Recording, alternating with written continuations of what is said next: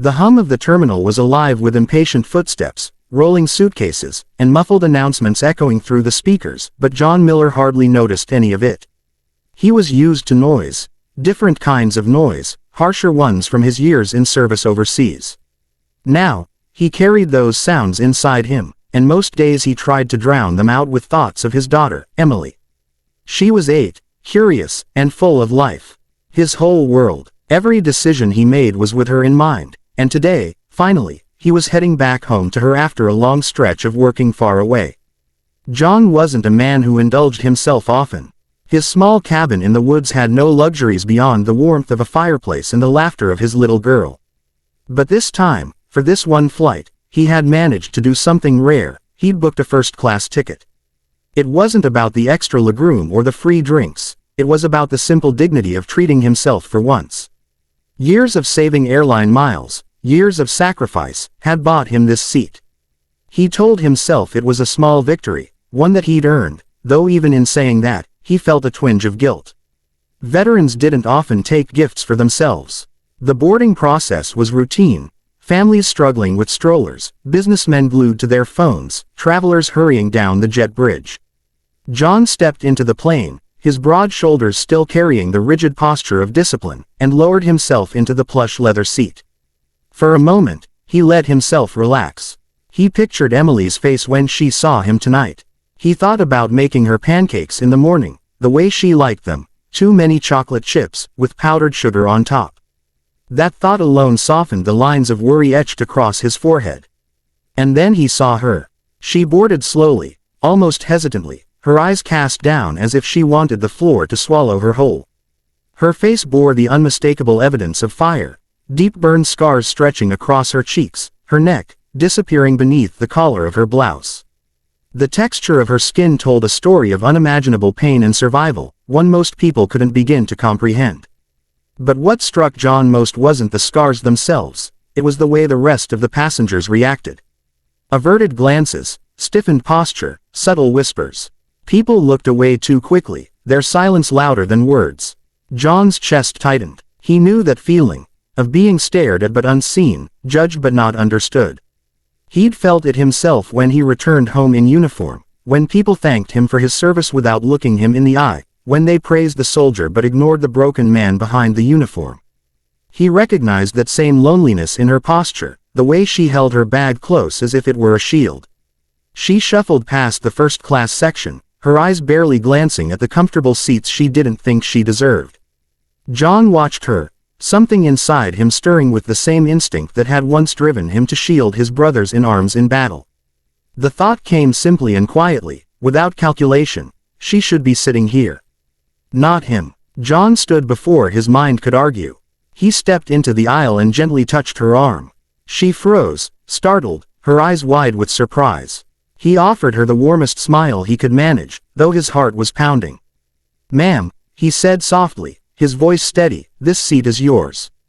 Confusion flashed across her scarred face, followed quickly by embarrassment. She shook her head, whispering, "No, no, I couldn't. Please, don't." Her voice carried the weight of someone used to rejection, someone who had learned not to expect kindness. But John didn't move. He gestured to the wide, leather seat he was about to give up. "I insist," he said firmly, though there was gentleness in his tone. "You deserve this more than I do." The cabin seemed to still around them. Passengers stopped shifting in their seats. A flight attendant paused mid-step.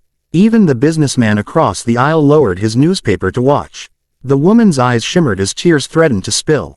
She shook her head again, but her lips trembled as if the walls she had built around herself were beginning to crack. "Why?" she asked finally, her voice barely audible. John's smile softened. "Because sometimes, the world doesn't see people the way they should." "But I do." He gave a small shrug, as though this act was the simplest thing in the world. "And because my little girl's waiting for me at home. I know what matters. This seat doesn't." Her eyes locked with his for a long, searching moment, as though she was trying to measure the sincerity of his words. She must have seen something in him. Maybe the honesty of a soldier who had nothing left to prove, because she finally nodded, trembling as she allowed him to guide her toward the seat. She sat down carefully, her hands clutching the armrests as though the kindness itself might disappear if she wasn't careful.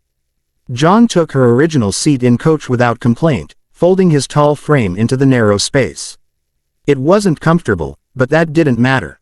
What mattered was the look of quiet relief he'd seen cross her face, the way her shoulders had loosened just slightly as she settled into the seat she hadn't dared to claim. As the plane took off, John stared out the small oval window. He thought about Emily again, about the example he wanted to set for her. He wanted her to grow up knowing that kindness wasn't something you gave when it was convenient, it was something you gave because it was right. He hoped, someday, she would tell her own children about the kind of man her father had been. Somewhere in first class, the woman closed her eyes and allowed herself, for the first time in a long time, to feel seen. The sun was just beginning to rise over the mountains, spilling golden light across the forest clearing where John Miller's cabin stood. The air was crisp, carrying the scent of pine and damp earth. John swung his axe rhythmically, splitting logs for the day's firewood. Each strike echoed through the quiet morning, a grounding routine that kept his mind steady. Emily sat on the porch steps in her pajamas, her messy hair catching the light, humming to herself as she cradled her stuffed rabbit. For John, moments like this were worth more than anything money or medals could ever buy. Then, the sound came. A deep, rhythmic thrum that made the ground tremble beneath his boots. John froze, his grip tightening on the axe handle. It wasn't a sound you mistook if you'd ever heard it before, the low thunder of helicopter blades slicing through the air. His chest tightened with memories, instincts, the muscle-deep recognition of military machinery. Emily jumped to her feet, her eyes wide. "Daddy, what's that?" she shouted over the rising roar. John shaded his eyes with his hand, staring at the sky as a massive green helicopter descended into the clearing. The American flag was painted proudly on its side.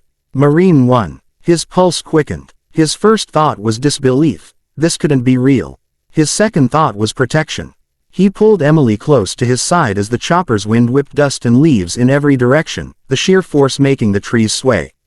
His little girl's hair flew wildly as she clung to his leg, her face half hidden against him. When the blades slowed and the helicopter settled, men in dark suits spilled out first. Secret Service. John recognized their posture, their scanning eyes. He hadn't seen that kind of formation since his years overseas. Every muscle in his body went rigid with confusion. What in God's name were they doing here, at his cabin, in the middle of nowhere? Then, the door of Marine One opened. John blinked against the swirling debris and saw a figure step down, the President of the United States himself, walking with the steady confidence of someone used to command. But John's eyes weren't drawn to him first. They were drawn to the woman at his side. She moved carefully down the steps, her face instantly recognizable despite the scars. It was her, the woman from the plane. The one he had given his seat to. She was dressed differently now, with a grace and confidence that seemed to radiate in the morning light. For the first time, John noticed her smile, warm, genuine, and unshaken by the marks she carried. Emily gasped, tugging at her father's sleeve. "Daddy, it's the president," she whispered, her voice trembling with awe. John said nothing, still trying to process what he was seeing. He stood rooted to the ground as the president strode forward, extending a firm hand. John shifted Emily onto his hip before reaching out instinctively, his large, calloused hand meeting the president's strong grip. "Sergeant Miller," the president said, his voice carrying a weight of respect, "your country hasn't forgotten you. And after yesterday, it never will." John's throat went dry. "Sir, I don't understand." The burned woman stepped forward now, her voice soft but steady. "You don't know what you did for me. I wasn't just another passenger on that plane." She took a breath, her eyes shining with emotion. "I'm Captain Sarah Dawson. I was a firefighter, and I was burned while pulling 3 children from a house fire last year. Since then, I've been hiding. I've been honored publicly, but privately, I never felt worthy. I didn't believe anyone could look at me and see more than my scars.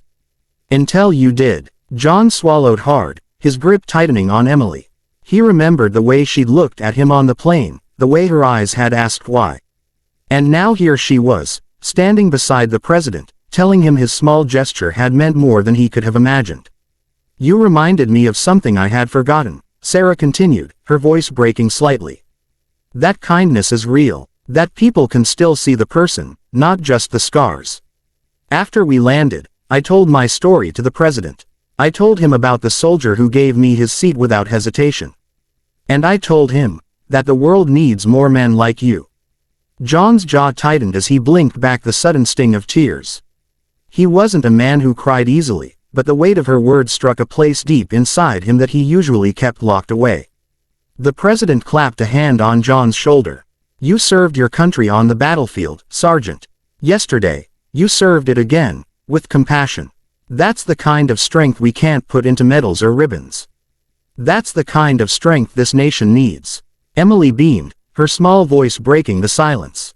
That's my daddy, she said proudly, her arms wrapping tighter around his neck.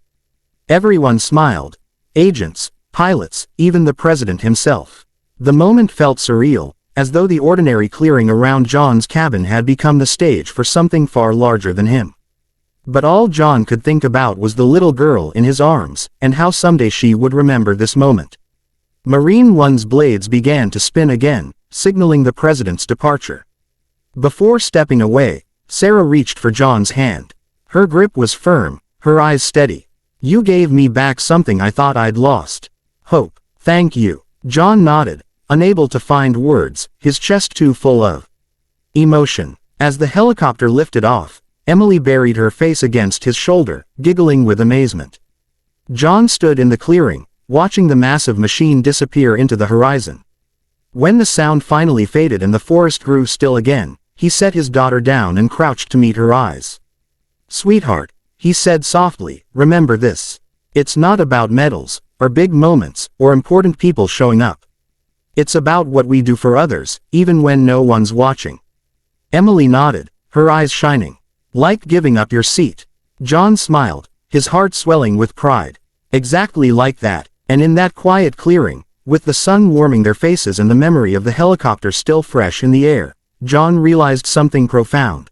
Sometimes the smallest act of kindness can ripple out farther than you ever dreamed, far enough to reach the highest office in the land, and far enough to change the heart of a little girl who would carry her father's lesson for the rest of her life.